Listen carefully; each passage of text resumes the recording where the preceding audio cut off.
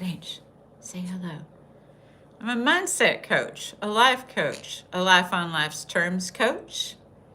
And we are feeding our algorithm right now because nobody's here yet. What is going on here? Okay.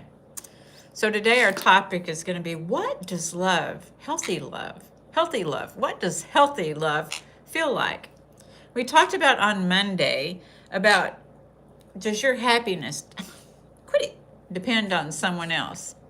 And if you're in love addiction or even codependency, you may think that your happiness depends on somebody else. Get kisses and then go in your house. Okay? The reality is no. So we're going to break it down today. I did have someone reach out to me. You know, sometimes I have people reach out to me after a live the other evening, and we're talking about love, healthy love, because sometimes, you know, whether you're in a relationship and it's just stagnate, or whether you are wanting a relationship and you just don't have it yet, or whether you just feel like I have failed in relationships, then there's that. And maybe love right now is just not a priority for you. And there's that too. Because to be fully transparent, a romantic relationship is not a priority for me right now. You know, we've talked about in the past weeks focusing on, what do you want? What do you want? And how do we get that? You know, and being clear, because are we looking for something outside of ourselves? I'm an addiction recovery coach. You know, my specialties are addiction recovery, codependency, and grief, because I myself have experienced all those things and worked through those things. And I know the value of working through those things and the freedom gained by working through those things. So that's what I like to share with you on my on this channel. And you know, it's not really mine anymore because we have a great group in here. Be nod. See, that's what I'm saying, is we have a great group in here. And you know, it's a very supportive group of people. And I just really love getting to meet on here. Sometimes I meet on here in the day, like right now, in the morning time. And sometimes I meet on here in the evening time. So on Wednesday and Sunday mornings, I'm on here at 9 a.m. Central Standard Time. And then on Mondays and Friday nights, I'm on here at 6 p.m. Central Standard Time. And we just have a really nice supportive group. How are you doing today, Binod? And yeah, if you're in here, just say hello. But we're going to get started here pretty soon. And what we're going to talk about today, I've got my notes here so I can pay attention to your comments here because you are valuable to me. I'm good too. I am good too. It is Wednesday. Wednesday, y'all. Oh boy, some Stacey Renee to cap off the evening. Yes, yes. Thank you, Epic. I'm so happy that you're here. Good day. Good day. Hello, Lewis. So today we're going to talk about, what does healthy love actually look like? Have any of y'all wondered, what does healthy love actually look like? I didn't know what healthy love was at one time in my life because I'd never seen it modeled. We sometimes get a picture of it in our mind. So, you know, we weren't taught what it feels like. We learned what it was through survival, people pleasing, perfectionism, or chasing approval, but not peace, right?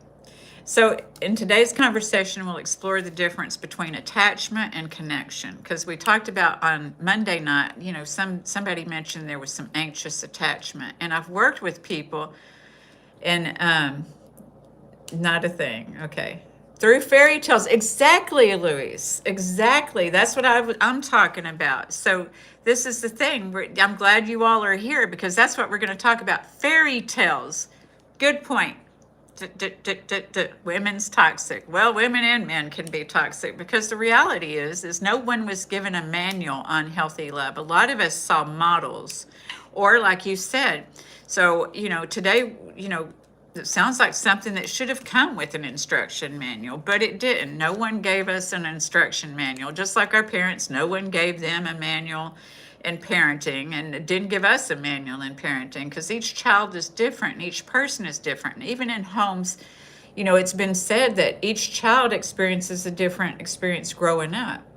So we're going to talk about healthy love today, because somebody may have, you know, not felt as loved. I think perfection isn't possible. We all have flaws. Loving and perfection should be encouraged. Absolutely. We are perfectly imperfect, Benod. We are. It's okay if you're atheist, Adib. It doesn't matter. I have faith, and I think I think atheists have faith in something. Maybe it's science, maybe whatever, and I don't care because your personal relationship or not is with however you get by in this life is your business. But I do try to raise a vibe and offer some different possibilities and ways of thinking that helped me. So that's all. Like I said, my name is Stacey Renee. I'm a mindset coach, a life on life's terms coach, because life is laughing. Luis, I never sought love until I feel love. I was using, not feeling. I know we're going to talk about that because me too. I used and not felt either. So there was some escapes that I perceived as love. So not of it, all of us learned about love from our families, some from Disney and fairy tales, just like Luis says, epic. By the time you're ready for a healthy relationship, you're fine on your own, LOL. And I get that. I get that. It's about knowing what we want, right? And once we know what we want, we won't settle. See, we settled a lot in the past on default because of what we were fed, about Disney. Some from country songs. Look, I'm from Texas, and there's cheating and beer drinking and all of this and those country songs. And so some people just think that's the way that it is, right? That's just the way that it is. And sometimes it's about getting that man that keeps straying and getting him back, or getting that woman that keeps straying and getting them back. And that's not love, that's competition, darling. But I loved them because they remembered me of me. Yeah. So is that self-love? True kiss, but no love. Well, we're going to talk about that too, about the mysteries, because some of us girls, I know men have been frustrated because some of us sought the mysterious bad boy type, right? I'm sorry. I was one of them. Because that's what I saw modeled. That's what my daddy was a mysterious bad boy type, and he hated all my boyfriends because he knew that they were mysterious bad boys. So anyway, some people learned love from Hallmark movies, and some from relationships that probably should have come with a warning label, right? Benod. I think relationship is compromising with your partner because you can't find that Cinderella love story in real life. It's not possible. It is not possible, I don't believe, but it could be possible. It's not been my experience. See, that's the thing, is that I like us to start thinking about, because I've had a lot of things that I thought wasn't possible, but I had to be open, and that's a magic. But see, the thing is the art of non-connection and not settling because we want the magic in a relationship. Because can a relationship be magical? I think that it could, because if I don't think that it can't, then it can't. Okay? Yeah, I don't believe in compromising. And not all ladies are toxic, Luis. You've apparently been heartbroken. I get it. I understand. But I don't believe in compromising in relationships. This is what I had to learn. And so that's me. That's not saying you don't need to compromise. But what I learned is a lot of women learn to compromise themselves. And a lot of men do too. Men are taught one way of being growing up sometimes to model that, and women are taught another way to model that. And that gets us in this war between men and women. And the reality is that we all have feelings. We all have feelings here. Men have feelings and women have feelings too. The problem is that a lot of times we don't know how to express our feelings. And sometimes if we didn't get a great, perfect childhood, which there is no great, perfect childhood, I don't believe. But if we felt like we kept looking outwards at other people's childhoods and we were in the illusion that their childhood was perfect. Some people did have better childhoods. I'm not, that's an illusion too, to think that they didn't, Because I had friends that grew up in the perfect looking houses with the perfect looking things, with the money and all of this. But, I think that their dad was probably cheating or maybe a narcissist because mom died early, something, I don't know, or vice versa, so we don't know really what goes on behind those walls. If going back to those country songs, when we get behind closed doors, Charlie Rich, I heard that growing up. As I was reflecting, before I started the live today, I remember my mom and dad's makeup songs because they split up and got back together, split up and got back together. And I thought this was what love was. And has anybody else had that too? Because if you think that's what love is, then we know that that hurts once we get to experience it ourselves. So, you know, their song their makeup song was Hello Darling. I don't know if Mom is in here this morning, but it was Hello Darling. It was a Conway Twitty song. Thank you very much, Nico's Milk. So, well, if being single being a choice isn't a bad thing. Being single and longing for a relationship and just deciding that your picker's broke, that may not be working for you. Epic. I feel compromised reading your comments, Louise. I know. Thank you, Epic. Yes, Louise. Just listen for a while. Wolf Peach, love is unconditional, and most people don't understand what that means. Right, Wolf Peach, because love starts with ourself first. This is the thing, and that's what we're going to be talking about today, is how we consider ourselves, because our thinking, our feeling is what's connected to the relationships that we choose. And so sometimes we choose something that's not compatible with us. Sometimes it's attraction. Sometimes it's this vibration with each other of what we're used to. And so we keep trying to get different results from the same experiences. So some of us learned, like I said, love from our families, from Walt Disney fairy tale movies, some from country songs, even rock and roll. I've talked about, my favorite version of I Can't Live If Living Is Without You is by Heart. And I used to sing that at the top of my lungs. It's a beautiful song. But we are sadly mistaken if we can't live if living is without you.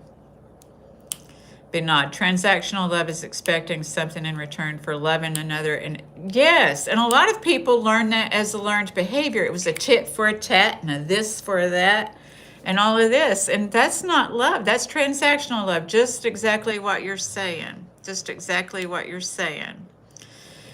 So the truth is, many of us weren't actually taught what healthy love feels like, this unconditional love that was mentioned. A lot of us weren't taught what that was. Sometimes we were taught through religion, and that was about, it may have bordered on martyrdom. I'm not saying all religion is bad, because that's why we don't really talk about religion in here. We talk about faith. But some people, the reason we don't talk about religion is some people will just shut down, because some religion taught people not to feel included. And that's not unconditional love if people aren't included. That's why everyone's included in here, no matter what your religion or faith is. But we just don't talk about it and pit these things against each other. There's enough division in the world today. Well, it does seem. Luis, please listen for a while. We'll give him a chance, Epic. Luis, please listen for a while. I know people get cheated on, but listen for a while, and I may cover something that you're talking about, because I get on here so you can listen and maybe get a different thought and perspective about things. And it's an inside job. Your happiness, your healing, love is an inside job. Epic, thank you if you're offering, thank you, because I may turn it over to you. And when I do, it's going to turn blue. Okay? All right. Thank you. So, that's your warning, Luis.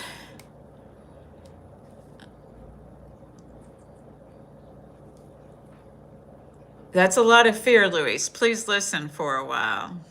Love Nafa Lutfi from Bali. Okay? All right. We could turn comments off for 30 minutes if it keeps on. Okay? All right, so listen, Luis, listen for a bit, because you're distracting the chat. So now, and I hear what you're saying, but if you'll just listen for a while, I'll probably get to that, okay?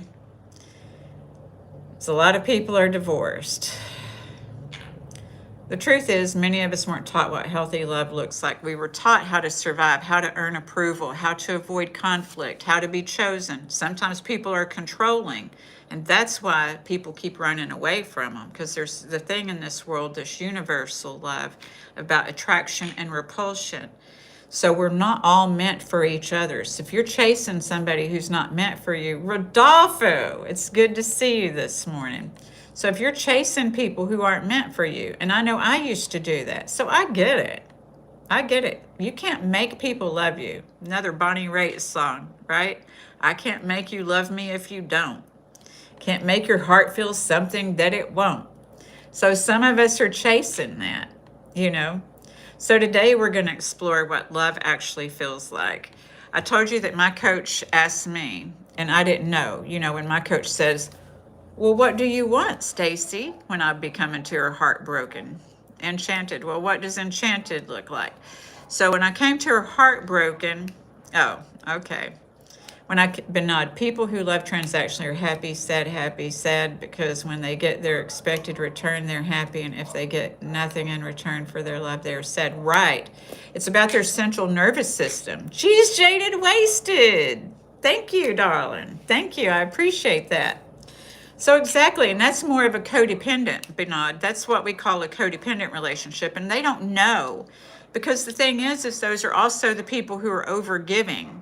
But like you said, it's transactional, and if they don't know how to communicate, the other person doesn't even know what they want, because they're too busy people pleasing that they don't know what the other person wants. So it's really discombobbled. So we're going to be talking about it. So my coach asked me, you know, what do you want in a relationship? And I looked at her like a deer in headlights, because I really didn't know how to explain it, because what I saw modeled was different, and I didn't know how to talk about what I wanted, because I didn't know what those words were. And she said, well, do you want to be cherished? And I'm like, yes, I want to be cherished. And she said, well, what does that look like? Even those Walt Disney movies couldn't let me know what being cherished. It didn't help me to use my words. I might have got to watch it for a little bit, or those Lifetime movies. I might have gotten to see it for a little bit, but I didn't know what it meant. And did I feel comfortable with romantic or being called romantic?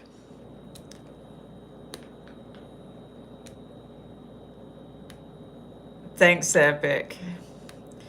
Now, in a minute, I'm not, I wish I knew how to just put the comments out for 30 minutes and not the person. Birdie Baby's in the house right next. There's Birdie Baby right here. Grinchy? Grinchy started with me, but he's just there. All right, we don't talk about religion on here. God is a lie. You're welcome to believe what you want to believe, and I hope that you'll stick with the content, because I'm not talking about religion. I do talk about faith sometimes, but we don't talk about religion. So we're not talking about any of that, even though I may like Jesus. I do like Jesus, but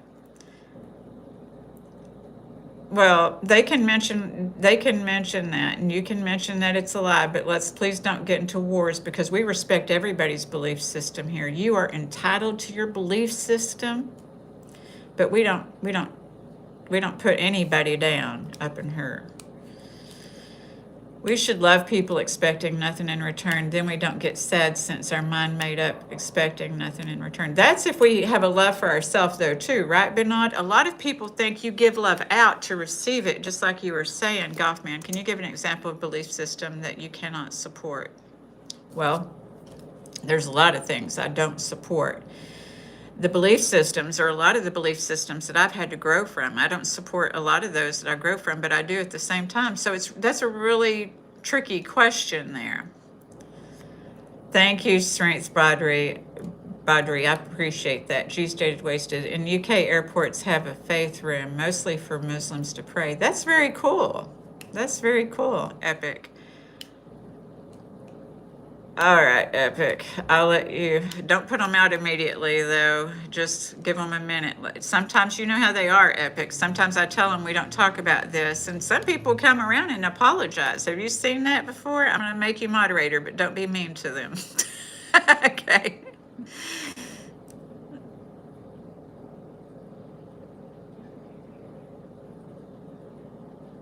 All right. All right, Epic. Thank you very much. I appreciate you. Did you get it? Are you blue now? Let me find. Yes, yes. Okay, thank you very much. That's very cool. The prayer room, though, could it not be for everybody? Because I don't identify myself as a religion. I don't identify myself. I can tell y'all that. I don't identify myself as a religion. I like a lot of things from a lot of different faiths. So today we're going to explore what love actually feels like. Thank you, Strength Broderick. Definitely there's going to be, okay. Rodolfo. I know, right? You do help turn them into supporters, Rodolfo. I just love your reactions to them. Thank you. Yeah. So today we're going to explore what love actually feels like. I told you that my coach asked me, I just told y'all that I wanted to feel cherished, but I had not a clue what feeling cherished looked like. Do you? We don't fall in love. We don't fall. We don't fall. I don't believe in falling in love. I don't believe in somebody completing me either. That's not what I believe. So y'all aren't going to hear any of that on here this morning. I don't think anyone completes us. I don't think we fall in love. I think we choose. We choose. Thank you, Epic. If only there was a breathing room at airports for people and I know, right? I know, exactly. All right, thank you, Epic. You're right. He was off the charts with, yeah, he just wasn't going to listen. There's Grinch. Say hi. So as I said, I did not have a mature or healthy model for love. I did not. So I had to learn from my School of Hard Knocks, my certification from the School of Hard Knocks. So I got to see how my coach had been married as long as I was alive. And she got to teach me what support looks like. Not overgiving, not people pleasing, but what does real support look like? So I know. So we're going to talk about these kind of things today. Can you support somebody without carrying them? Right? You can. So they became my model. And she taught me how to learn and express words that would lead me into my reality and not something that I hoped for without knowledge of what it might look like or feel like. Right? Not just that illusion. So not some fairy tale or some 50s program like Ward and June Cleaver, right? She's jaded wasted. Only through prayer, when you're weak and afraid, does the quiet voice within speak, revealing to you how small and innocent. Yeah, but we're not a piece of shit. But yes, we are small compared to the whole, okay, from the Lithuanian book, yes. Thank you for sharing that. She's jaded, wasted. We are small and insignificant. That's why I like to look at the stars in the morning when I get up in the morning and look at the stars, because it reminds me how insignificant I am, but how majestic they are. I look at those stars and I'm like, good morning, Your Majesty, because they are majestic. And that's what's real. In this time and day, when people are wondering, is this real? It could even be love that we're questioning. Is this real? Well, we know ourselves. You know, I love the old philosophers. This is part of the reason I want to get to Europe. Yes, this is part of the reason I want to get to Europe is the old philosophers. They didn't have all the stuff we have, which is really great. I enjoy all of our devices. But what's really real is nature. What's really real is this mystery in life. Are you talking about support from a person that's imperceptible, someone who's not in hearing distance, not someone like a career, right? I don't know, Strength Bodry, what that means. What does that mean? Like, oh, support, yeah. Well, support can be encouragement, right? A lot of people don't realize that encouragement is enough. And see, in codependency, a lot of times we support people by doing. But sometimes when we learn our words, I see what you're saying now. Sometimes when we learn our words, we can support through that. In codependency, a lot of times people will find themselves feeling like they have to do everything, right? I have to do everything. And they may think they're supporting people, but they're enabling people. So support and enabling are two different things. Oh, okay, G's Jaded Wasted. Thank you for popping in. Hopefully you'll get to catch the replay if you're interested in this. I appreciate you being here, and thank you for sharing that quote. That's really true, and I appreciate you.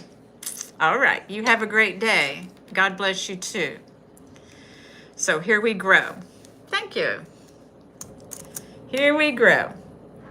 So that 50s program, or those Disney programs, is that Miss Kim? I know she can't talk or anything, yeah, but anyway, creating my personal reality, it might be G's Jaded Wasted, was thoughtful, and I learned much more vocabulary. I learned how to express and explain, because if I wanted something, I needed to, first off, we need to put it in the universe, this big wide place, this universe. Speak it out into the universe. Don't be afraid. See, the thing is a lot of times people are afraid to speak out what they want into the universe. Sometimes we don't know the words, so we have to learn the words. We have to be teachable, and that comes with being humble, humility. That doesn't mean that you're weak or you're poor necessarily. Being humble means that you're able to listen and be teachable and reachable, that you haven't decided to put yourself lower or above anybody else, because we're just not. We're not. So we're all human beings, and we're all pink inside, as the artist Pink says, So anyway, good morning, Pam. Was that you with the hearts? It's good to see you, darling. Yes, that's Pam with the hearts. You made it. Yay. Thank you for being here.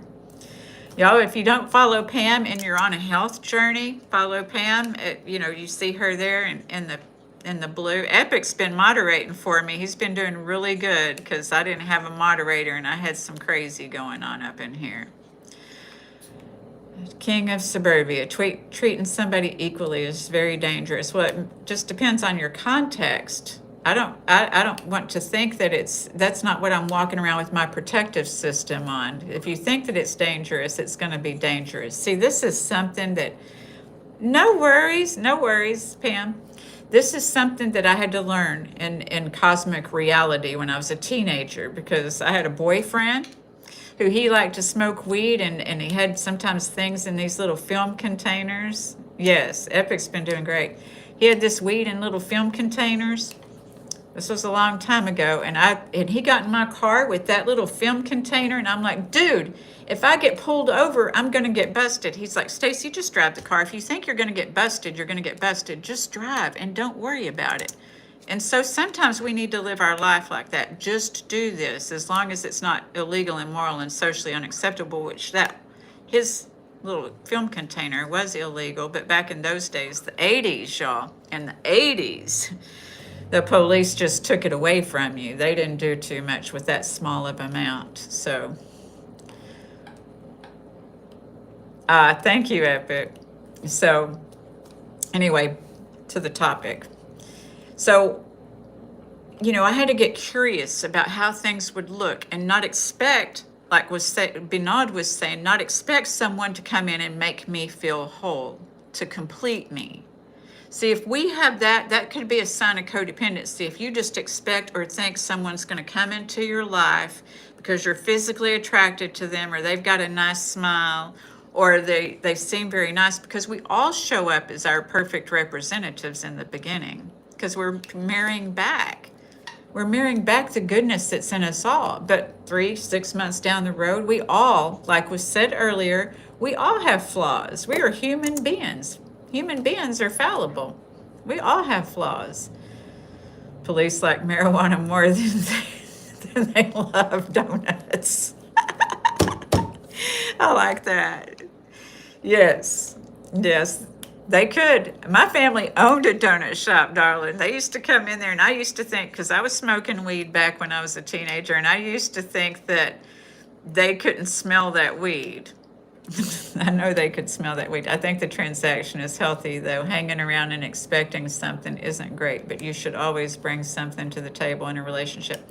And see, that's why we don't compromise. That's why we are able to negotiate, because compromising means that somebody is not getting what they want, right?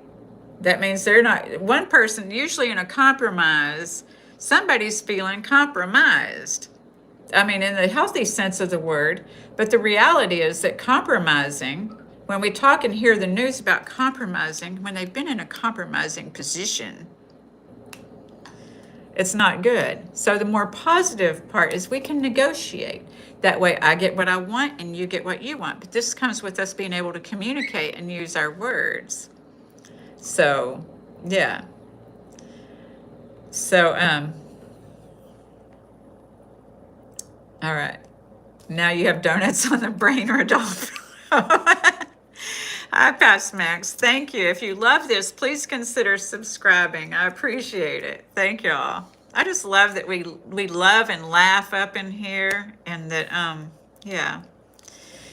So, me growing up, I didn't see healthy models of love, and I had, you know, two good looking parents so what I looked for was physical attraction in people when I was young, and so it didn't mean that our personalities, thank you very much, Past Max. It didn't mean that we were compatible just because you're physically drawn to somebody. That doesn't mean we're compatible, because we are all nice. Hi, Sandra Garcia.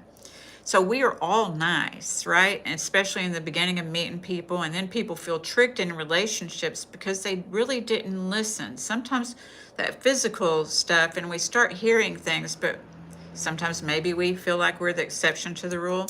Maybe we're trying to win. It is Wednesday, and when we can be clear of what we're actually winning for ourselves, and we are able to get in touch with our feelings, because that's the thing about achieving what we want, is being able to know how that feels. Like when my coach asked me, Stacey, do you want to feel cherished?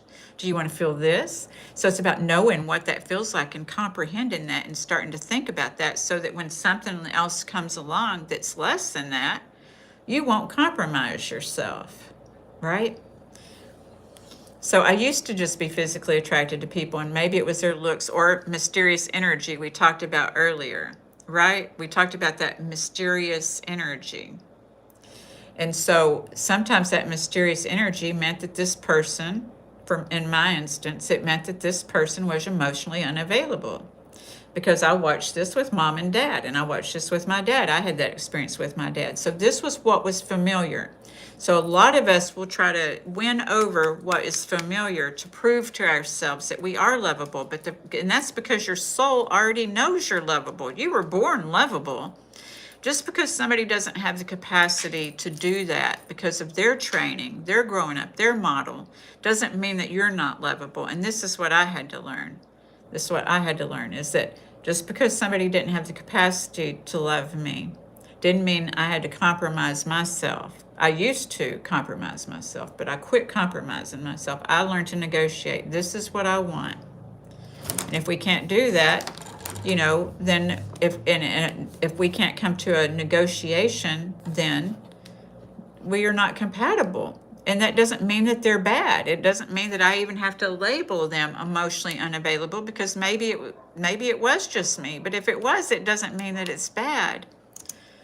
They say there's somebody for everybody, and I do believe that. But I don't believe that everybody is for some of us. Do you know what I mean? King of Suburbia, daily meditation is key. It is key to stay in alignment. That's why we breathe at the end of all of these, because some people are just running from and to. And see, this is why, when I was talking Monday night, that I don't, when I work with married couples, I don't encourage them to, when they get lost in their relationship 10, 12, 13, 15, 20 years later, to just get a divorce, because sometimes people just lose each other. They lose their autonomy, their individuality, and they just need to be okay. And this is where support comes in. The healthy support would be like, I want to encourage you to do what you want to do. That's healthy support. To answer that, is I want to encourage you. It doesn't mean that I have to send you to school. If you want to go to school, I want to encourage you to go to school. It doesn't mean that I pay for you to go to school, because when you encourage people, see, what happens is in codependency, you pay for somebody to go to school. They might and they might not, because it has to be their heartfelt thing to do. And sometimes we try to think because we want something for somebody that they have their heartfelt into it too, and they might for a few moments, but that doesn't mean that it's forever.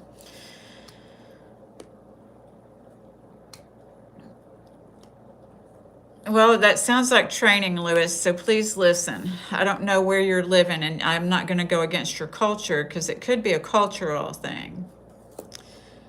But can you let me talk and let people watch? Because you're going to distract from this, okay? Because you're generalizing women, and I really don't like us to generalize people here. Not generalizing men or generalizing women. There are certain traits that are different for each other, but we don't bash the other side. Thank you, Epic. You are being nice. See? You are being nice. Thank you.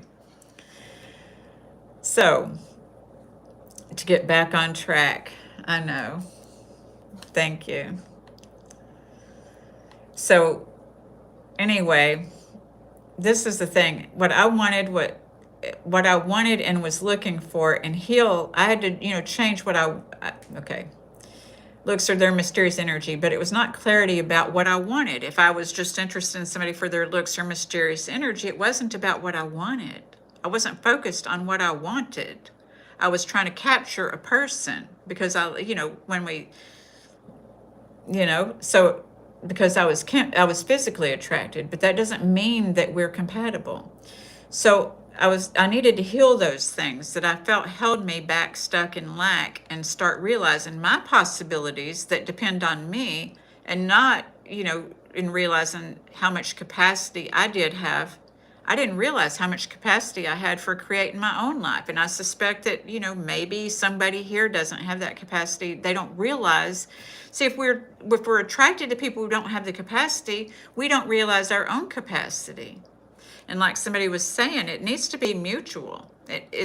Somebody on the same playing field. He's not trolling. This conversation can 100. I know if he listens, that's why I wish we could just put out just stop the comment button for him, because I want him to stay, but I want him to listen.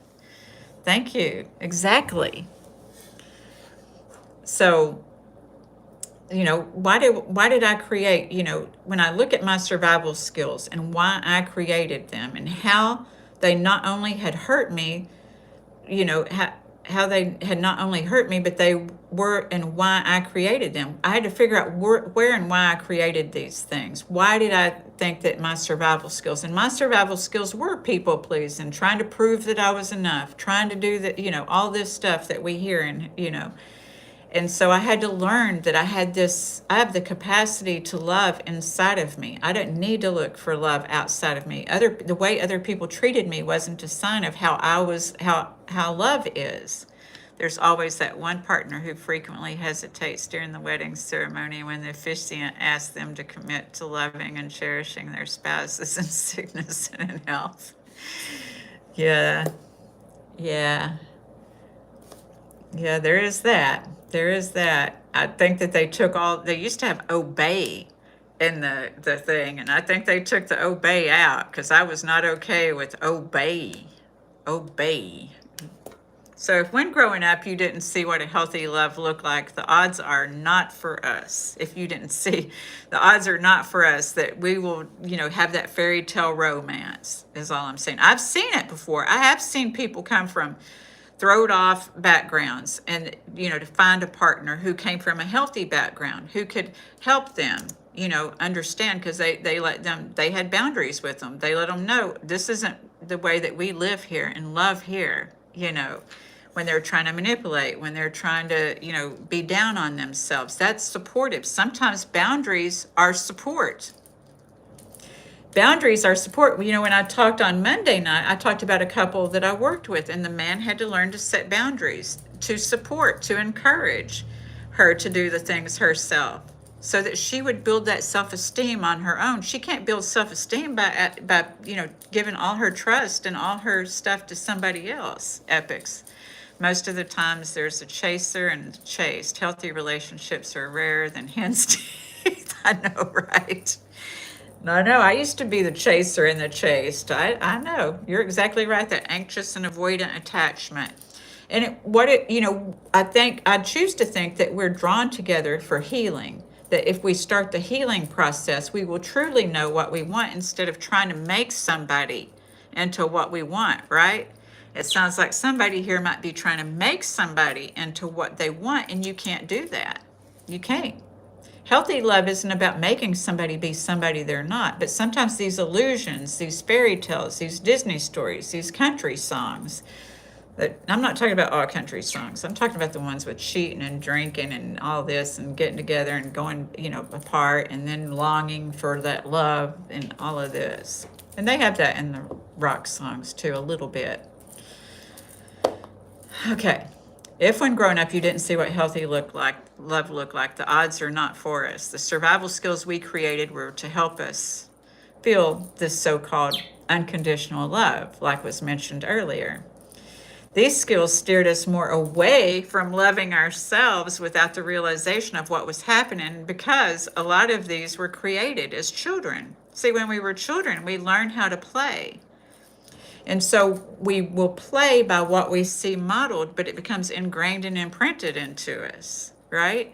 So a lot of times we look at love and we think they're playing games, and they're not consciously maybe playing games, but this is what they saw modeled. So this is what so those steered us away. So we were taught to be good, and good things will happen from fairy tales and Santa Claus and other things, only to realize that they were lies. Santa Claus, this isn't for children, so I hope none are here, but we had to learn Santa Claus isn't a lie. Louis, please listen. And we're going to put you out. Well, you need to listen.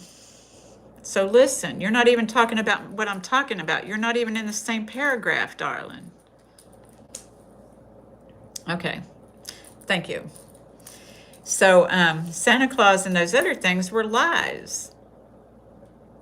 All right, you about to go to if you're not going to be nice on here, you're about to be timed out, because that's not what this is. Negan, well, I'm sorry you had to hear that from me, but these aren't for children. Lord have mercy, Epic. Have you got your work cut out for you this morning? Thank you for offering. So, thank you. I'm glad that you're here. I hope that you'll listen and not be mean. Okay. So, religion in some case did not help when it it didn't help when it indoctrinated literally. And we did not understand condemning others confused with love. So a lot of religions will, think that condemning people is an act of love, and I don't think that. That's like where we expect the best and hope, we hope for the best but expect the worst. That's sending mixed signals, and a lot of us grew up seeing mixed signals when we were watching love stories growing up. It's like, this is mixed signals. Even if you watch General Hospital, Luke and Laura, that was totally a mixed signal. So I'm not saying that all religions do that, but some do. They have people staying in it and putting up and tolerating and, turning into nothing out of love, right? So we talk about faith here, but no one certain one, because it's not my business who and how we serve, or who, if we do, but my God is not codependent and does not need me to prove anything, and neither does unconditional love. See, unconditional love isn't about proving something. This doesn't mean that loving people who don't consider you. It means considering yourself first.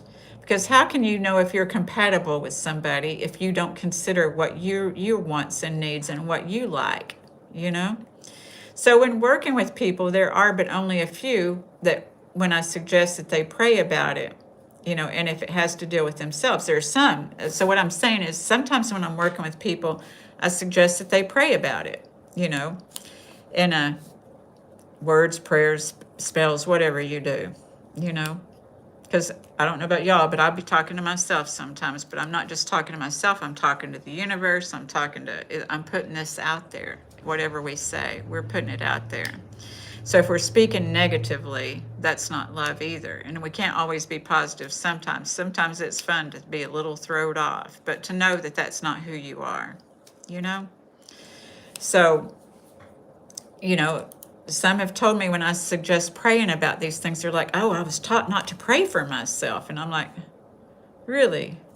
You were taught not to pray for yourself. Talking to yourself is more effective than writing things down for me. Requires self-on. That's where we're getting to, Epic. Exactly. See, we're on the same page.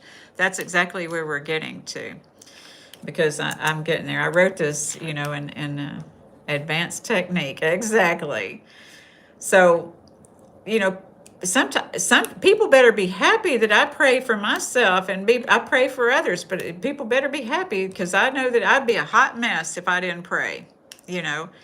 And so I explained that God is inclusive and praying for oneself is in that inclusiveness, right? So in myself, my thoughts and learning that is acceptable. Okay, thank you. So not to validate their beliefs, but we do discuss the whys because some of our beliefs were instilled, and when looking at them, if they are not working, we have to ask ourselves, does it make sense? Does it make sense? Some of the things I rationalized and justified in my past.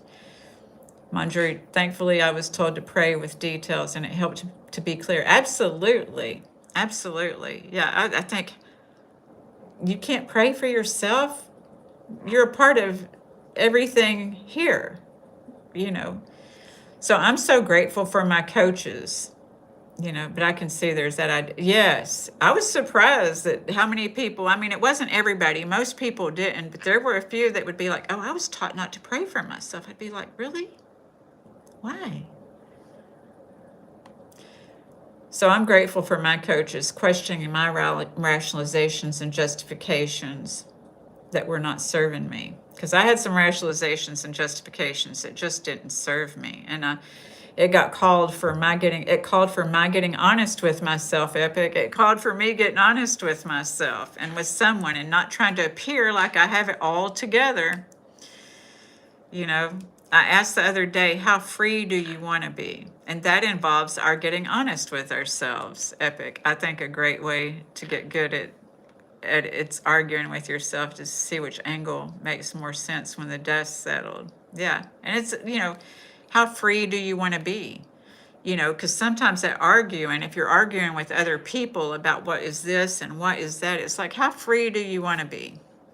If we're trying to control something, if we're trying to do something, how important is it? Sometimes it is important. Sometimes you need to stand your ground, but that doesn't mean assassinating someone else's character. It means learning to negotiate because that's a part of communicating. Compromising, we tend not to communicate, right? We tend not to communicate our wants and needs, so they're not going to be heard. So you end up compromised is what happens. Strength battery. If my parents ever caught me talking to myself, they would have booked me a consultation with a good strength. I talked to myself in this bird all day, and when we had to wear those masks, I did not like wearing those masks, but the only good thing about it was that people on the street couldn't see if I was talking to myself saying, where was I going? What was...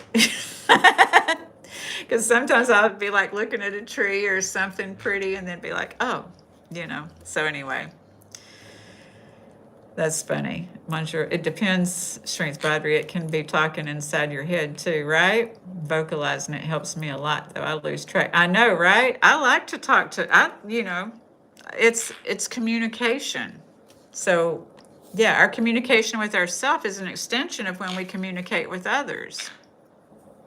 So, it called for me getting honest with someone and not trying to appear like I had it all together. I asked the other day, how free do you want to be? And that involves our getting honest with ourselves, not trying to navigate and speculate and anticipate and all of this. It's about being honest with ourselves. So I can tell you for me, is that I often escaped my reality was how I allowed myself to be fueled with fairy tales and illusions. AKA lies, otherwise known as lies.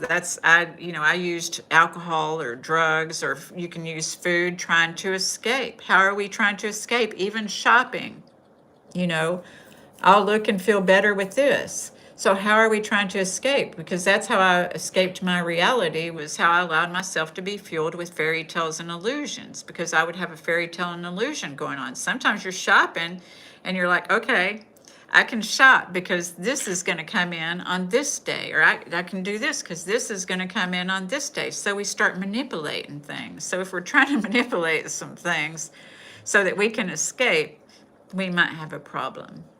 But is it not a fairy tale and illusion that these things are going to be happening? And sometimes the fairy tales and illusions are really way out there. So they're lies sometimes. And, I was using those something outside of myself to make me feel a certain way. So it could be material things, food, drugs, shopping, people pleasing, an image. But I woke up self-loathing when I did those things, because I did all of those things. But when I woke up, I was self-loathing. I had regret, wishing I hadn't have done this and that I really didn't need this and that, you know. So that rationalizing and justifying convinces us that we need something outside of ourselves, you know, and it's an illusion.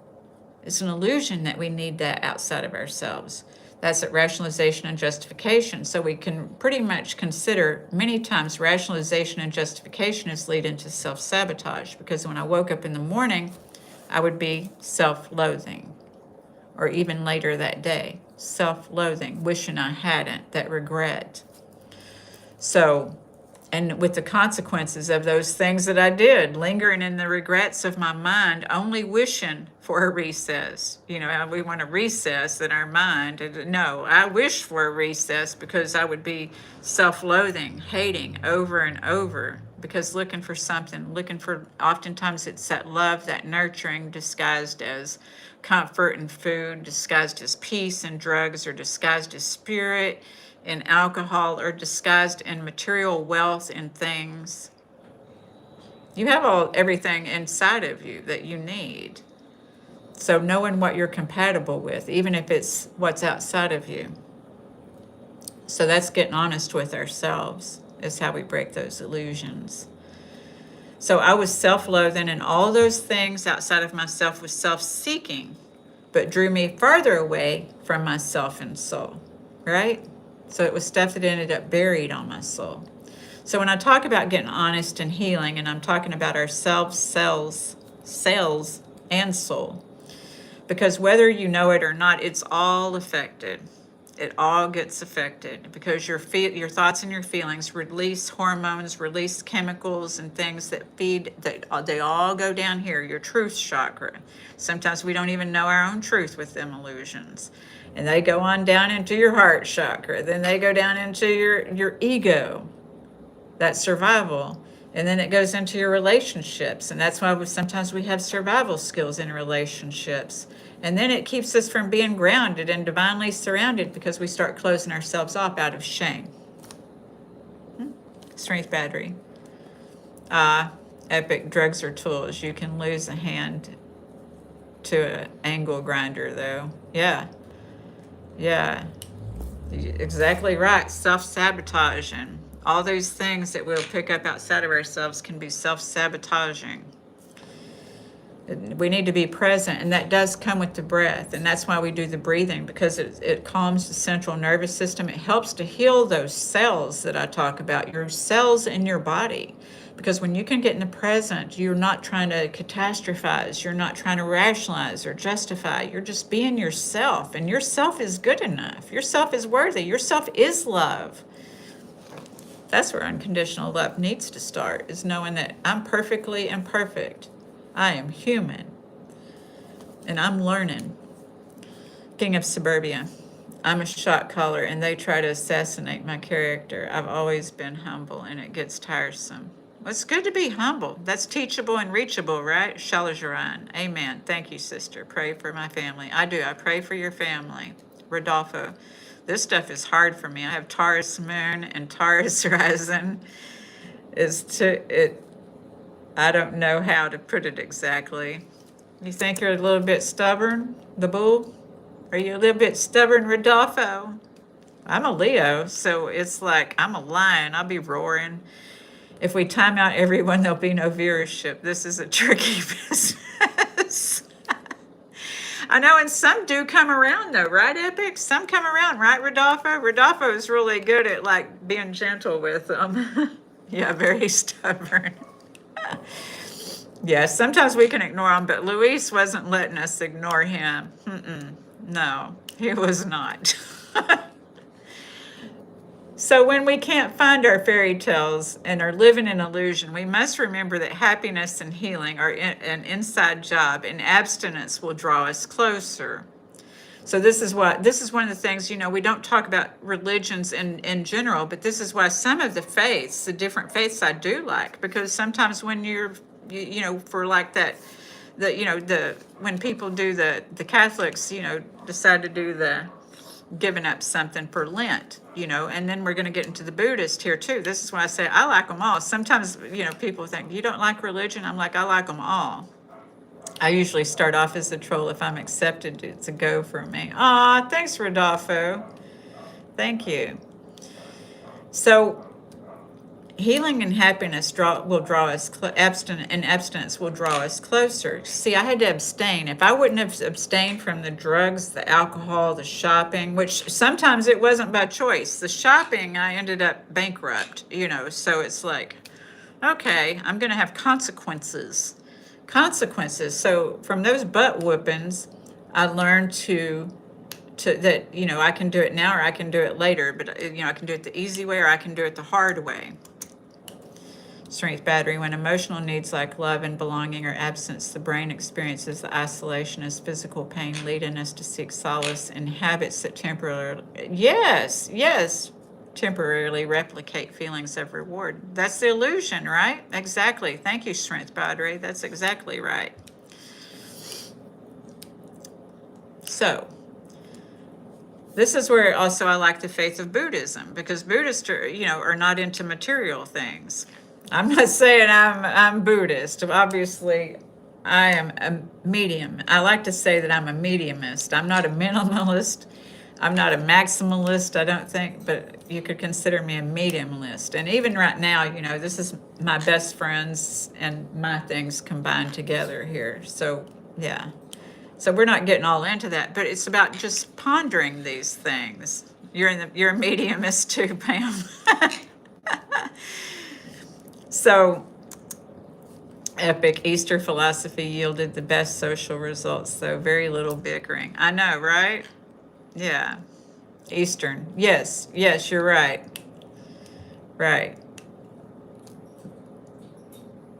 But you still like the shopping. I know those yoga things are really cool that you buy. I like those yoga outfits. I forget how to say them, but I like them. So this is where, the progress. So I'm a mediumist, so it's about progress and not perfection, right? So, but I'm living in my personal reality, not gauged by fairy tales or comparisons or what others have and don't have. I'm happy. I am happy. So we're looking at what healthy love actually looks like. And in the first degree, I believe we need to love ourselves. And that means getting to know ourselves. And that may require healing. Because sometimes we don't even know, it's in our unconscious. Sometimes these self-sabotaging, the rationalization, these are our survival skills. And most of our survival skills, until they're conscious, we don't even know we're using survival skills. If you grew up in an unhealthy family environment, or if you experienced an unhealthy relationship, or these things. So it requires healing. You don't just get another partner. You don't just get another family, It just doesn't happen. And sometimes people hop jobs because they don't realize the value that they have, so they consider that the job doesn't have value, right? So it's about being centered and getting honest, like Epic said, with ourselves. So I once thought that I was not interesting. That wasn't honest. I once thought I was not interesting. And that was only because I was in comparison to somebody else. I was comparing myself to somebody else, which was a learned behavior. A lot of us learned comparison as a behavior.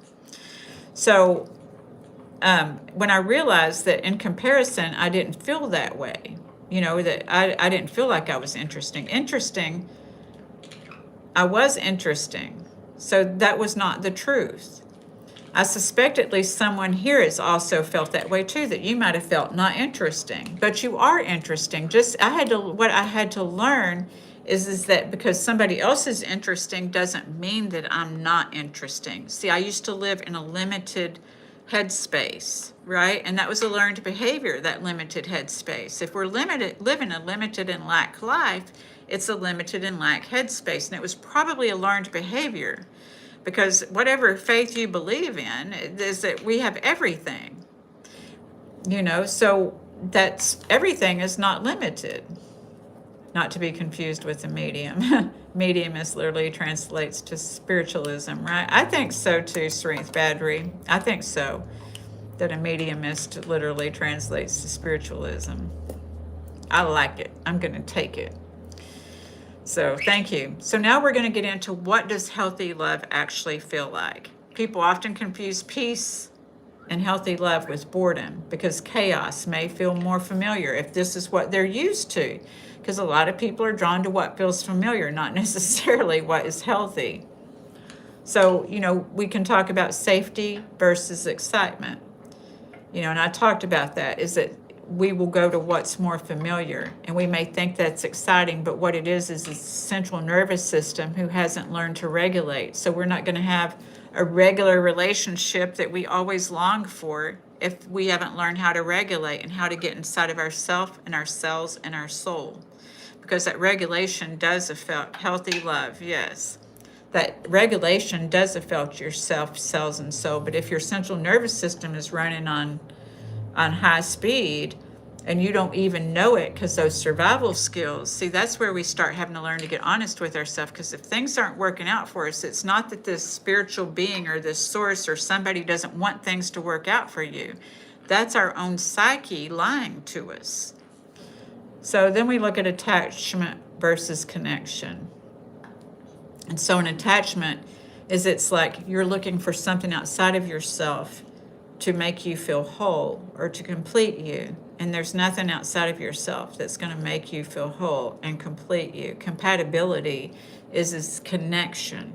Connection is compatibility, is that you get to know each other. So you're not longing for something. You're not trying to fix yourself with someone. It's getting to know another person. Getting to know yourself first, I've talked about that, is that get to know yourself before you start dating and just giving your power away. Or before you start a job and you're just saying yes to everything and then you've got your work stacked up to here. Or, because it's okay. That a lot of I know I used to ask people when I was interviewing people for jobs, what's your strengths? What's your weaknesses? And it didn't mean that they didn't have to have any weaknesses. Technology is my weakness. I tell everybody, technology is my weakness. So that calm nervous system is underneath that attachment versus connection. What are you chasing? Are you running from something to something else? Are you giving yourself time to breathe and heal? Because we're all going to be hurt in this lifetime. We are. Has anybody here in this chat not been hurt before? If you haven't, then let me know. And then learning to receive love. A lot of people think that they're not loved, and that's not true, is they just haven't learned to receive love because they are running to or from something and they don't stop long enough to receive it. Raslin, you need to be nice up in here, okay? You're welcome to stay, but we're not ugly. So 2, hidden control to being needed. This fits perfectly with your client stories, my client stories, okay? So sometimes I've shared that some of my clients have felt like they needed to be needed.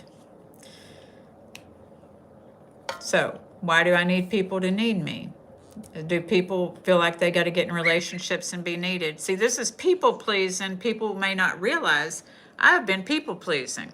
Because if I feel like I need to be needed, then I'm trying to people please to get to get them to need me.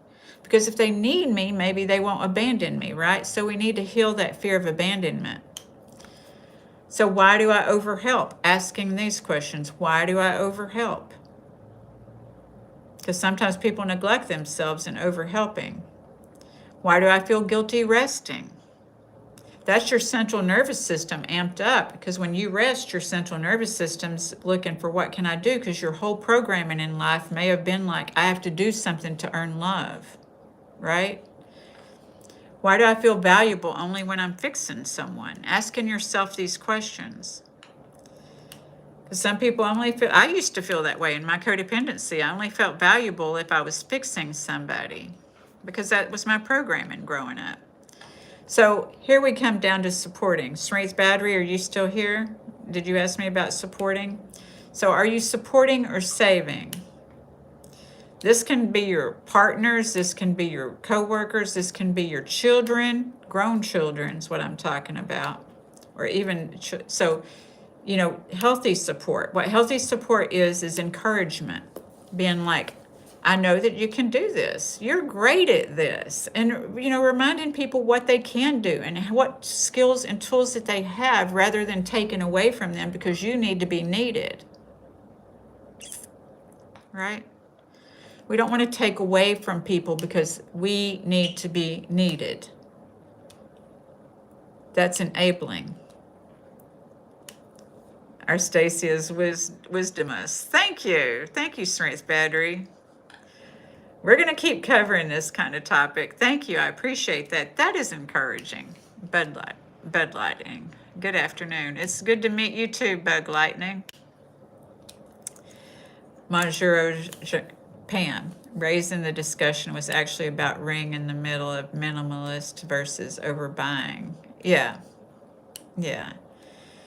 So letting people have natural consequences. I don't know about y'all growing up, but my parents didn't like to sometimes let me have natural consequences. That I shared in, a story that I went to a dance competition, or I wanted to go to a dance competition. And my dad had told me before I went, well, there's going to be a lot of little girls, competing. But I still wanted to compete, you see, because I didn't compare at that time. I wanted to compete in that dance thing. But my dad's like, there's a lot of little girls going to want to do that. And then we couldn't find it. When we couldn't find it, I'm like, oh, my rationalization as I got older and justification in it, because I was disappointed when we couldn't find it, because I was ready to dance. So then as I got older, I thought they just didn't think I could do that dance competition because I didn't have formal training. I can dance, y'all. You just don't even know.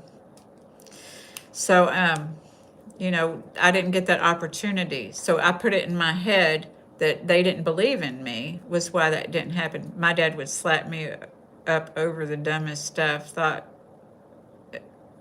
me a very weird relationship with consequences. I know. I hope you've gotten a heal from that because you're amazing. But sometimes, yes, that happens.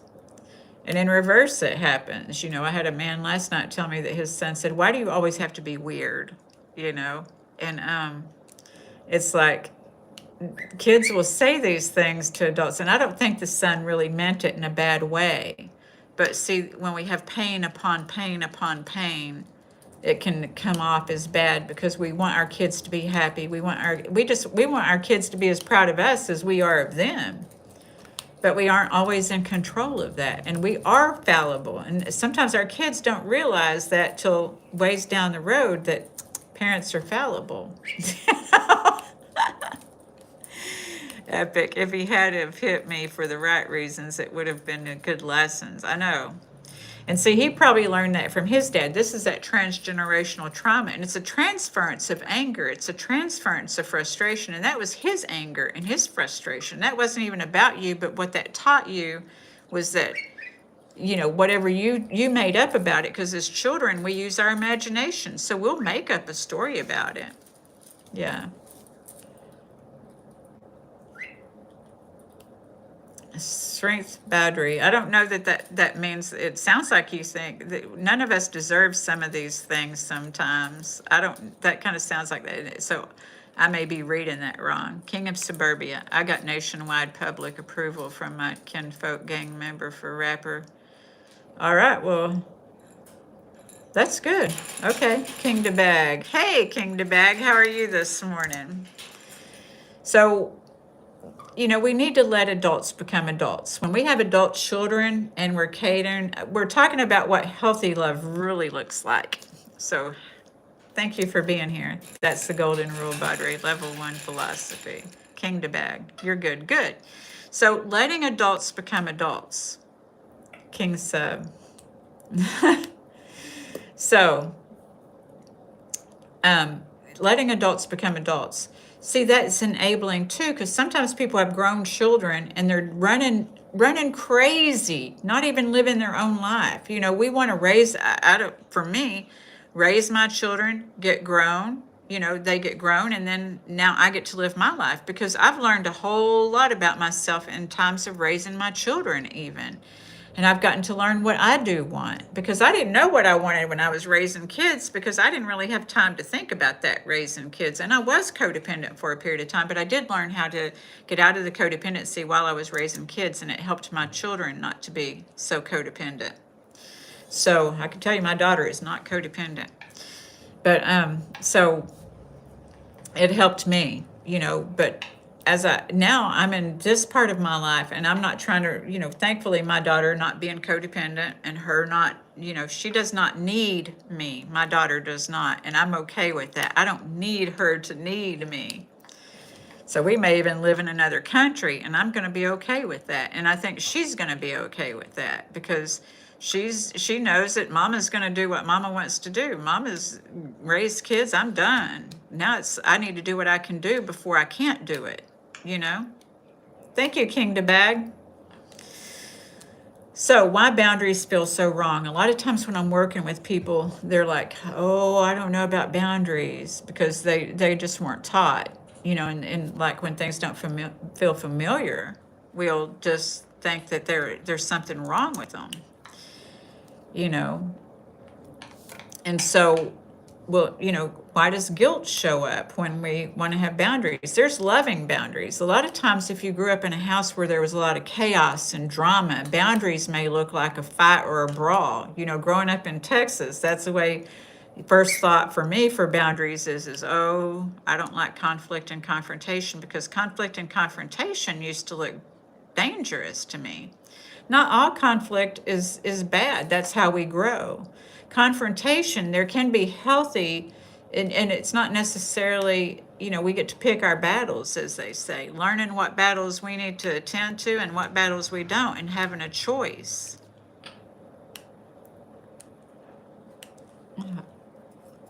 I don't know what it was. It's okay, I think, though, Pam. So childhood programming, is a lot of times that's why we're afraid of boundaries, is because of that childhood programming. We were taught to be nice. Sometimes you didn't want to talk to strangers. Sometimes you didn't want to do something, and you were made to anyway. Sometimes your truth wasn't realized as a child, And so it's about, knowing that you feel safe. It's really about feeling safe. And boundaries do create safety, but they're not building walls. They're not burning bridges. Sometimes people do have to go no contact, but if we don't heal, hi, Dr. Mark, how are you today? So if we don't heal, then we won't know. And healthy boundaries look like, no, I don't think so. Maybe I can another time. We don't have to get, accept every invite to a party, whether it's a, bashing party, whether it's a good party or it's a bad party. We don't have to accept every invite, because we need to have boundaries with ourselves first. And then it feels more comfortable to have boundaries with other people.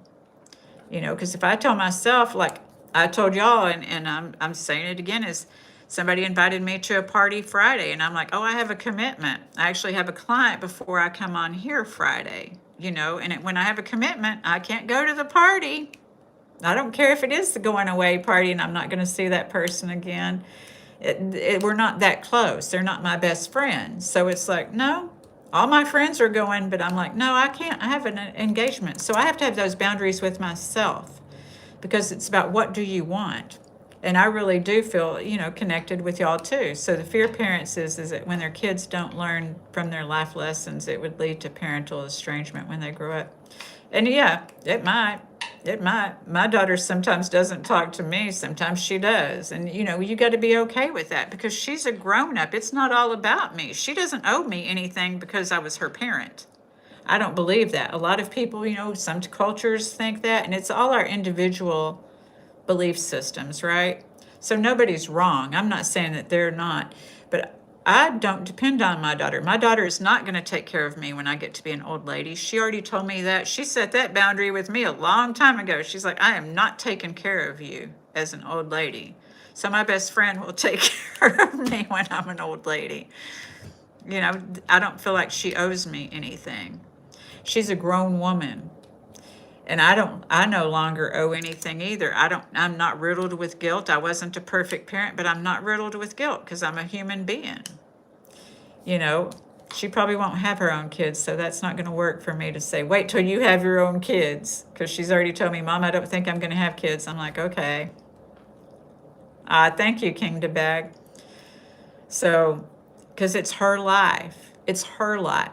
I got to live my life when I was younger. This is the thing, is I got to live my life when I was younger. It's her turn to live her life at her age. Epic.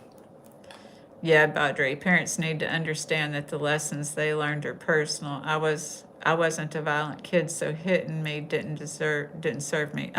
No, and there was a transference of anger when some of us were kids. Like if our parents had a bad day, and this is what interrupts our central nervous system, because if our parents had a bad day and we're playing like kids and we don't have an expectation of getting in trouble, because kids don't have expectations really. You know, I mean, they do, but they don't. They expect that they're going to be cared for. They expect that they're going to be loved, and they don't know what that looks like until they see it modeled. So when a kid's playing and the parent's having a bad day and they come home and they're like, what is this? And then, you know, have this transference of anger. They've transferred on the kid, but then what does the kid learn? The kid learns to have unearned guilt. Unearned guilt. So this is why kids will walk on eggshells or not want to rock the boat, right? Well, she was born to me, but yeah, Rodolfo, thank you for that. That's sweet, but she doesn't owe me anything just because she was born from me, except respect, you know. And what does that look like, you know? And so I'm a grown woman. And I can take care of myself. She has tried to tell me what I needed to be doing. And I set those healthy boundaries with her too, because kids sometimes do turn around and think that I've got to tell you what to do. And I'm not that old yet. No. The kid don't even understand no, they don't. My dad used to tell me, because I would be trying to tell, because I was codependent, right? I was raised to be codependent. So my dad used to tell me, you're wet behind the ears. And I would be like thinking, he don't know. You know, I was 14. I was an adult size person, you know, and my mom depended on me more than she depended on my dad, you know. And so I thought I was smarter because my mom loved me more than my dad, really. And, you know, so anyway, so I would be like, ugh. But I really was wet behind the ears. I really was. I had my own kids and I saw, oh yeah, you were wet behind your ears, as they said. Strength battery. Don't worry about your kid not taking care of you. We are there for you. And you have your birdie baby. Yes, you were so right, Strength battery. I am not worried at all. I'm going to do what I can do as long as I can do it. And my best friend wants me to hang out till I'm 90 something so I can see her do something. So yeah, we got each other. This is what friends are for, in good times, in bad times, you know. That's what friends are for.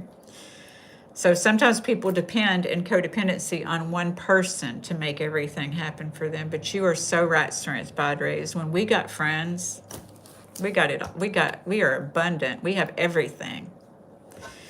So childhood programming, nervous system activation, boundaries is love rather than punishment. Boundaries are not a punishment. Boundaries are not an ultimatum. Boundaries, like I said, I set with myself because this is what I want.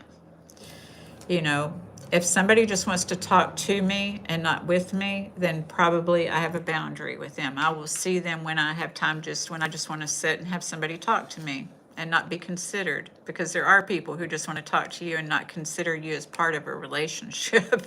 So yeah, Grinch should take care of me. Grinch is probably going to be around 10 or 15 more years. Luis, if you mention your relationship again, you'll be sitting the rest of this one out. Thank you, Epic. Yeah, because Luis, we want to know what you want to do about the solution. We don't want to keep hearing about the problem. And that's what I'm trying to help you with, is to help you with the solution. If you want therapy, if you want to talk about your problem with me, you can, email me and then pay me to talk to me as a coach, because you need you're cooked. Okay. All right. Well, if you want a coach, then you can reach out to me. But this is a personal thing. There are personal things and then there's other things, and so Sharing your experience once or a few times is great, but to keep taking over the whole conversation, I feel for you, but I can't heal you in this, and you're not listening. So you're not even working on healing yourself. That's right. That's what friends are for, Strength Bodry. So boundaries is love rather than punishment. So we don't want to, punish people. Because I asked somebody the other night that I'm like, are you trying to punish them? Because they were talking about their consequences. And I'm like, but are you trying to punish? Because people do have consequences, but we do not give people their consequences as punishment, okay? Not as adults. As kids sometimes need that, but that hitting and things like this is, unless your life's in danger. I mean, that's what I later learned about spanking, is if it's really a danger, you may want to spank them to tell them, no, that's going to hurt you. But when you're trying to teach people morals, we need to have morals to teach people morals, right? And so as an adult, if I have a teenager hollering at me, am I going to holler back? I might once. I did holler back once. My daughter started getting loud in the car, and I'm like, if you want to holler, we can holler, but I'd prefer to talk. So I did for a minute.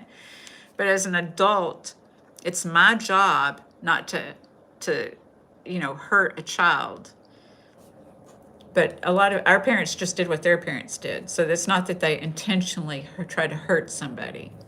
So when love feels like anxiety, so waiting for text. This is Viola. It's good to see you, darling. I'm glad you're here. So anxiety is a lot of times you could control your anxiety or not. Now, some people do need medication to control their anxiety, but sometimes people get anxiety waiting for text. You're very welcome. If you're waiting on text for plans that haven't been made, then this is anxious attachment.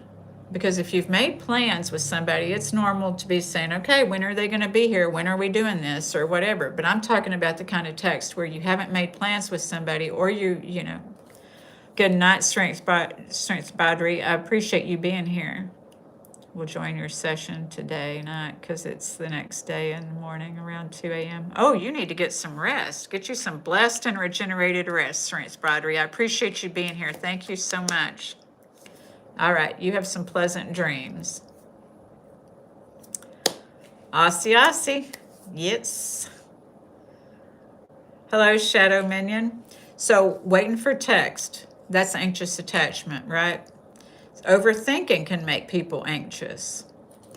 And so, I like to, do we have any control over it right now? Why are we overthinking? See, it might be something that was programmed into us to continue to overthink, trying to be good, trying to figure it out. This is where prayer for me comes in, is, it's not religious. So prayer, or at least talking yourself down, if you don't believe in prayer, talking yourself down, not talking yourself up.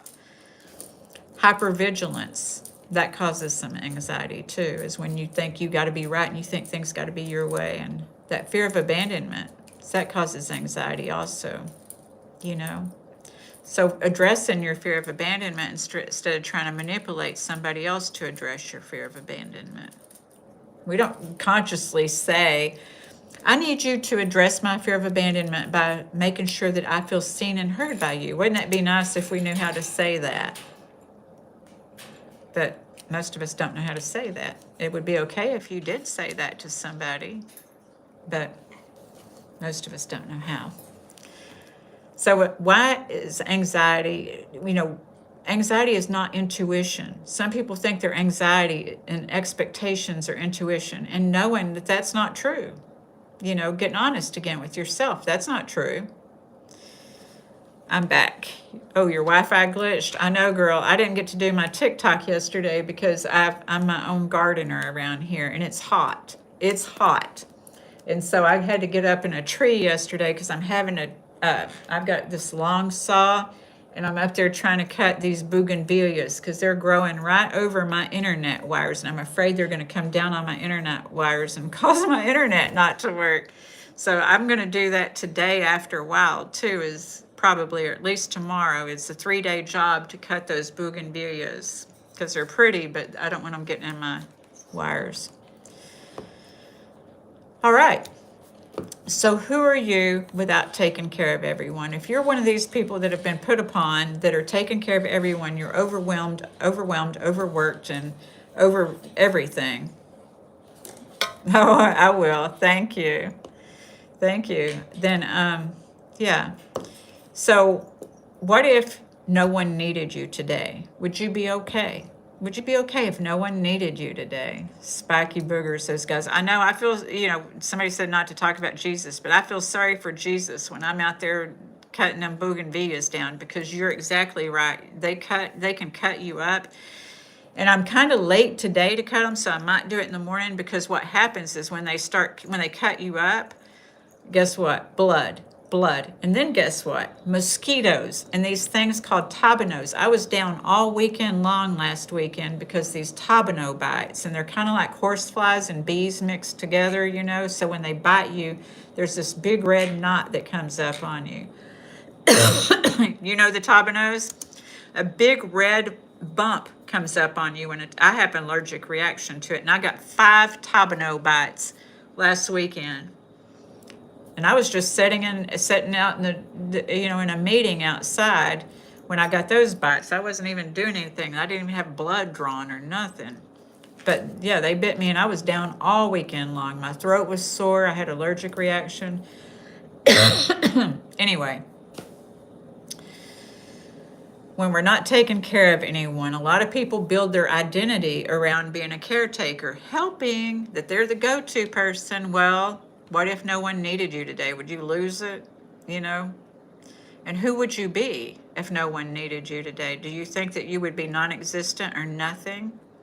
You would be peaceful. You see, this is where it's important to choose your words. I had to learn I can be peaceful. When I got a divorce and my kids went away to their dads, at first I was tripping. I'd be like, oh, what am I going to do? And then it was like, oh, you can take a bath. You can read a book. This is what you can do. Peaceful. So, and then we get to think about also what brings you joy. That taking the bath, reading a book, these kind of things. So, why compliments don't always land? So, this is what, our internal filter. Because if we're people pleasing, we aren't connected to why we're doing what we're doing. It's the survival skills. Hobbies are the only healthy relationship I've ever had. That's cool, though. It's good to have hobbies. It's good. So what hobbies what's your favorite hobby? Because there's a lot of hobbies, right? It's hard to narrow down, or you can list your hobbies, because it is hard to narrow down one. So, what's the internal filter that when somebody compliments me, I don't believe it. When y'all compliment me, I just get so happy. Guitar is the go-to. All right, and a bit of gaming. Very cool. Something you can stay where your hands are, right? It's hobbies where you can stay where your hands are the most amazing, because they're kind of meditative.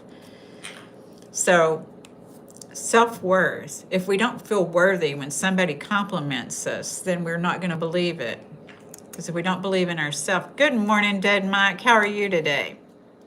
So if we don't believe it, then that's going to be a problem. And that programming, because if you heard somebody, maybe if your mom or dad or somebody got compliments and they're like, oh, they're just saying that, or oh, they think this, or they say this. I had to tell somebody the other day, no one gets to tell anybody what they think or how they feel.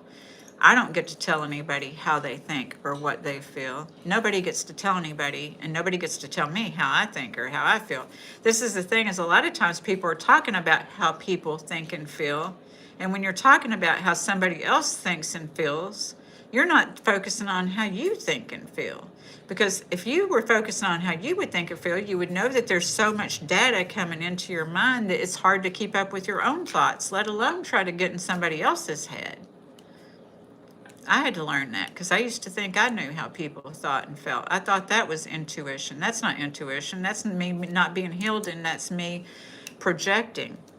That was what that was. That's not what it is now, because now I listen to people and I question things. I get to know them, not my projection of them. So why we reject love we're given. So why do we reject love when we're given love? Sometimes we reject love. Somebody could be loving. Sometimes I work with people that their partner just loves them, and they're always telling their partner, no, you don't. This is not. And they do everything to show that they love them. Epic. Yeah, I was saying this before. I always picked women to fix. It was just procrastinating over personal development. Yeah, because some ways the people that we fix mirror back something that needs to be fixed in us, but we're not focusing on our fixing, we're focusing on their fixing, right? Okay, so the difference between love and control. So when you're trying to be in control of somebody, you're giving them advice, worry. They have to be checking in all the time. This is what some people think love is, oh, I need to be worried about them. I have to be dominating them all the time. I have to be up in their business all the time. I have to worry about them. They have to be checking in. They need to take my advice. I need to monitor them and I need to fix them. That is not healthy love, y'all, if we feel that way. That's not healthy love. Healthy love is when we're able to listen and talk. That goes back and forth, not just advice. I told you. Why do I have to tell you this over and over? I told you. That's like a parent scolding you. That's not a love and healthy relationship. Worry. I used to have a plaque in my bathroom that says, worry ends where faith begins.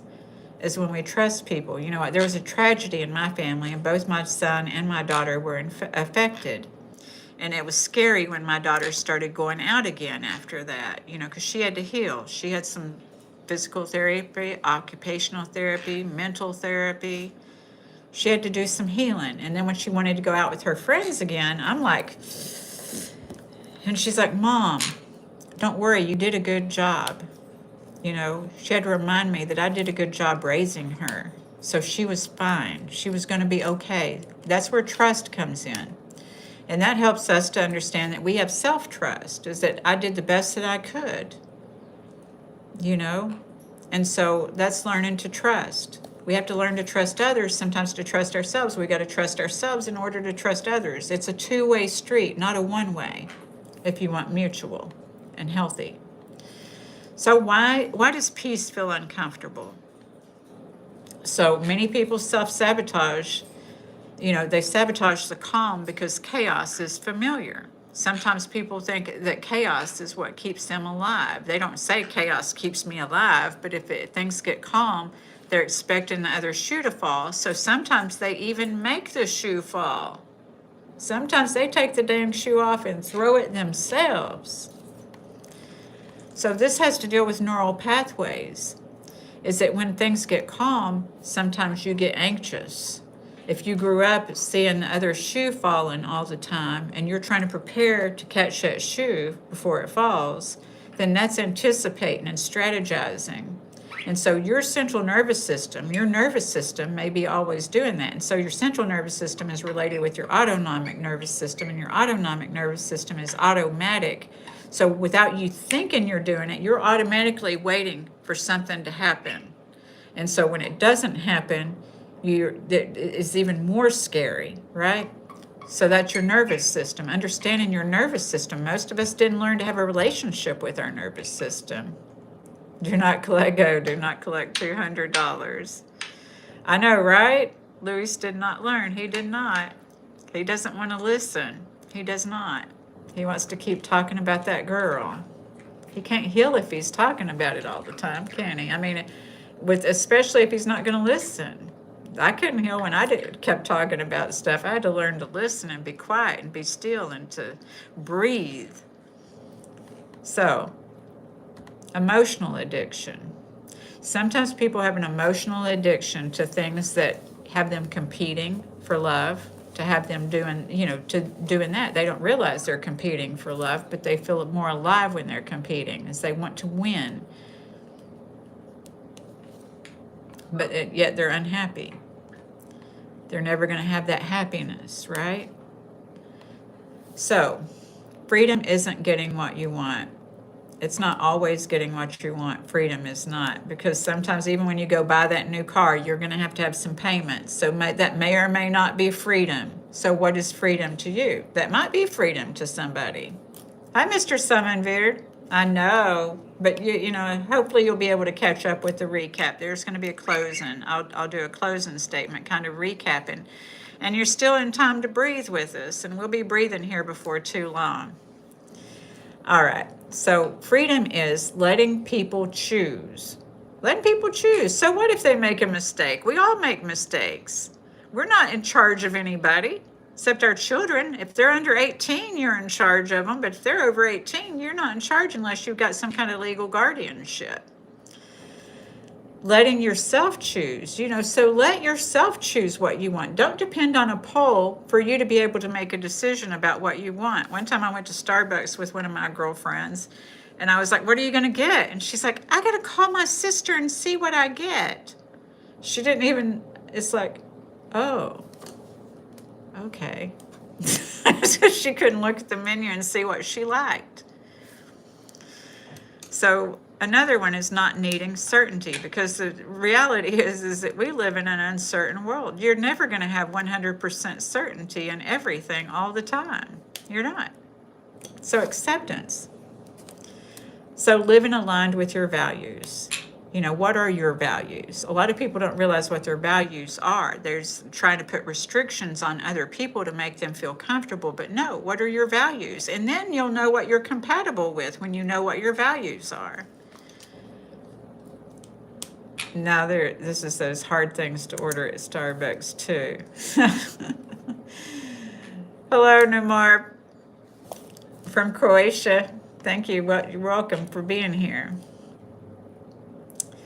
So living aligned with your values, you know. So we're going to close. I'm going to give you these thoughts before we close today, okay? As we finish today, I don't want you leaving thinking this is just another list of things to fix, because life is an adventure. It is an adventure. We're always adventuring, and the adventure we take to ourselves, and our soul is the best adventure.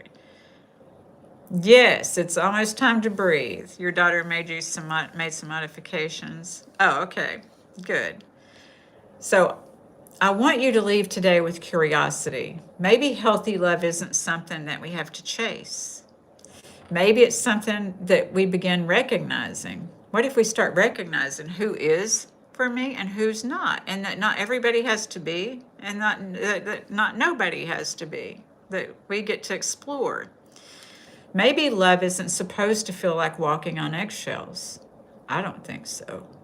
Maybe it's to feel like we're exhaling. We're being able to breathe. We can exhale. Maybe it feels like your nervous system is saying, I think we're safe now. Healthy love isn't perfect. It's not. It negotiates. It listens. It allows room for mistakes. It doesn't require us to disappear so someone else can feel comfortable. It invites us to become more honest, more compassionate, and more of ourselves. That's support. It's somebody to let you be honest and compassionate and more of yourself. You don't have to perform for somebody else.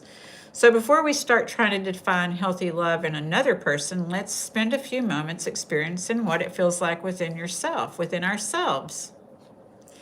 Because the relationship you'll have with yourself is the one you'll wake up with every single day. Okay? So that relationship with yourself, when I work on that relationship chakra, it's always yourself and source, if you have a source. But the air is our source, the sun is our source, the earth is our source, the water is our source. We all have to have those things to live, you know? So yourself and your source, that's what keeps your body running, functioning. So, and if we can learn to become a safe place for ourselves, we'll stop confusing chaos for chemistry, fear for passion, and sacrifice for love. So today, we're going to breathe, not to become somebody new, but to remember who you are. And you are worthy, valuable, and divine. And you are lovable. You were born that way, darlings. So y'all ready to breathe, darlings? Epic. Epic's ready. All right. Namaste. Here we go. Here we grow. Let's take a deep breath in. If you're new here, we do 5 of these. Okay, so breathe in fully and completely, then limitedness. And hold it. How does that feel? And release. Gently and slowly through the mouth, because it's not instant gratification. It's a slow process. It's worth it, because we are. Breathe in. Hold it.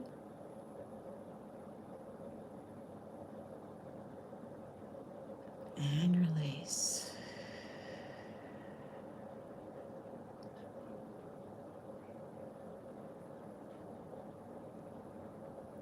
Breathe.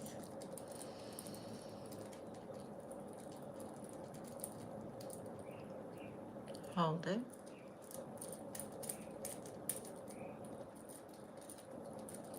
Release.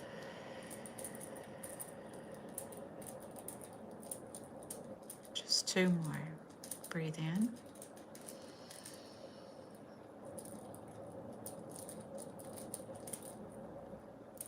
Hold it.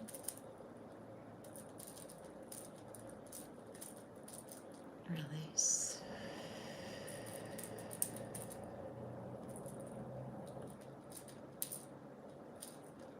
Last one. Breathe.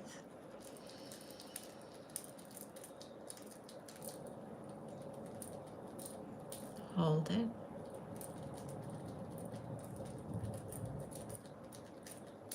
And release.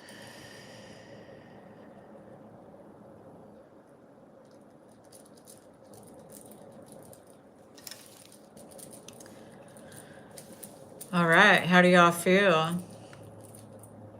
Thank you, Epic, for moderating. Thank you all for being here. Do y'all feel like winners? Because it is Wednesday.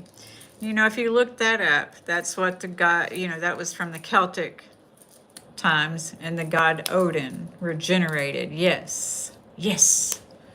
It's good for your mind and your souls. Yes, it is Wednesday. So y'all think about, what am I winning at?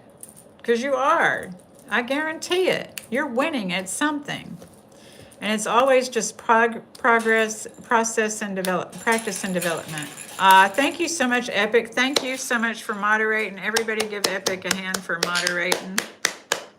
Thank you. Thank you, Pammy, for being here. I'm glad you were able to be here. And I appreciate you all for being here. Thank you so much. Have a wonderful Wednesday. And I love y'all, and thank you. And I'll see you Friday night at 6 p.m. Central Standard Time. All right. Thanks. See you later. Bye.